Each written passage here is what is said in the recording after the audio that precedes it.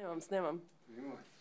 Tole so original posnetki, narejeni s telefonom, potem ko se gradbincem in lastniku hiše še sanjalo ni, kaj imajo v rokah. Najdba zazidana v steni je bila zavita v tekstil in več papirnatih ovojev, ki so sporočilo ščitili pred vlago. Smo se prav norčevali že, da bomo našli zaklad in vse, kar najdemo, smo rekli, moramo pogledati, kaj je. In smo res poklicali takoj gospodarico, da odpremo v njeni navzočnosti, da vidi, kaj je. In smo uživali v tem. Bilo je med dvem zidom, včasih so delali hiše zid, pa notri žagovina, pesek, smeti, pa spet zid in v tem otlem prostoru je bila ta najdba. Pri izjemni najdbi so veliko vlogo igrala tudi naključja, ki jim v celotni zgodbi ni ne konca, ne kraja. Po prvotnih načrtih stena bi mogla stati. Po premlevanju načrtov, gledanju, praktičnost, izvedljivost te prenove sva se pol nekako po dolgotrajnem razmišljanju že odločila, da to steno porušiva. In delavec najdu pač to paket. In moram pohvaliti, da delavca, ki je bil zelo, zelo pazljiv, ko je najdel to stvar, ta paket.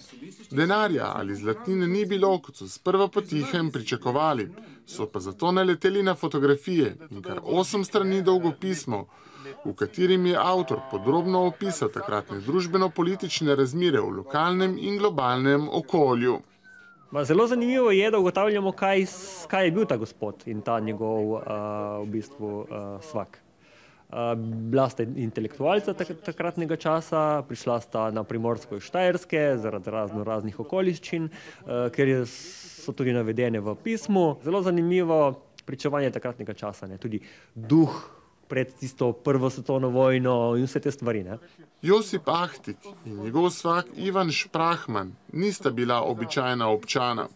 Kot so nam razkrili v Koprskem pokrajinskem arhivu, gre za vidna intelektualca slovenskega rodu, ki sta delovala na takratnem avstro-ogrskem Primorju. Josip Ahtig je bil ravnatelj posojilnice in hranilnice v Kopru. V tistem času sicer je pa gospod rojen v Vojniku pri Celju, služboval je v Trstu in v Kopru in kasneje tudi potem leta 1929 iz Kopra pobegnil z družino v Maribor.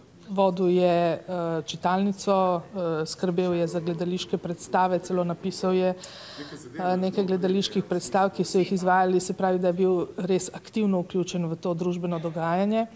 Njegov svak Ivan Šprahman, ki je omenjen v tem zapisu, je skladatelj in je bil učitelj v Kopru. O Ahtigu ve veliko povedati tudi zgodovinar Salvator Žitko.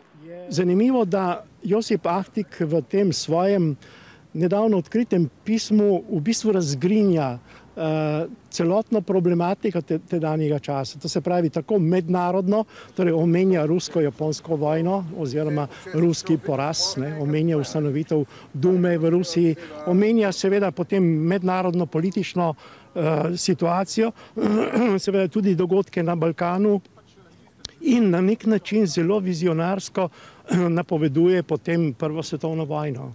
Se pravi, to neizmerno klanje, ki je bilo prisotno na evropskih bojiščih. Še vedno pa v celotni zgodbi ostaja v tančico skrivnosti skrit odgovor na vprašanje, kaj je botrovalo dejstvo, da je Ahtig sporočilo skril.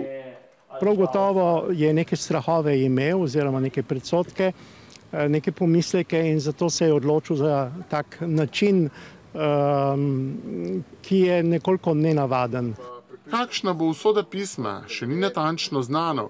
Vsi pa so si enotni, da najdba pomembno prispeva k osvetlitvi takratnega časa.